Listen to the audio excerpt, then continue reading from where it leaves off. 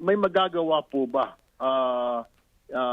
ang Pilipinas o ang UN kung talagang sadyang matigas ang ulo ng China, ayaw nga ho niyang respetuhin itong arbitral ruling sa Hague. So how much more dito ngayon sa continental ikang additional at sa continental shelf justice? Ang mangyari dyan, dahil yung Vietnam at saka Malaysia nag-file rin, no?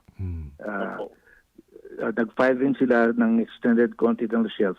And inimbita tayo ng Malaysia and Vietnam na mag-file kasi nag-o-overlap ang extended continental shelf natin with the extended continental shelf of Vietnam and Malaysia. So sabi nila, isubmit na lang natin ito sa arbitration, friendly arbitration.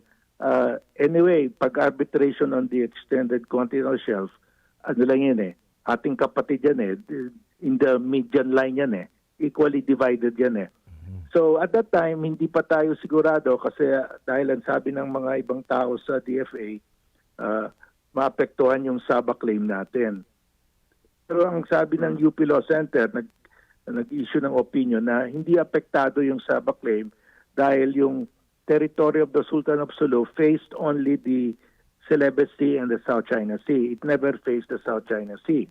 So ngayon, mag-file na tayo. Ang next step niyan, we can accept the invitation of Malaysia and Vietnam na isubmit na rin natin ito sa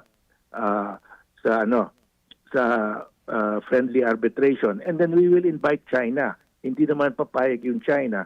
So ang mangyari niyan, magkaroon ng award ang Philippines, Vietnam and Malaysia, ihati yan equally. So walang problema yan. Pero ang mangyari diyan, ma-isolate natin yung China. Ang China na lang ang may dispute against all of us. Tsaka dati sinasabi ng China, kayo nga hindi kayo nagkakareglohan sa mga overlapping ninyo. Ngayon, pakita natin na we have settled it already. Tsaka ma-isolate talaga yung China.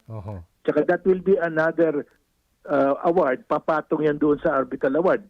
Dahil yung arbitral award, sasabihin ng arbitral award dito sa extended continental shelf claim na we have an extended continental shelf sa area na yan.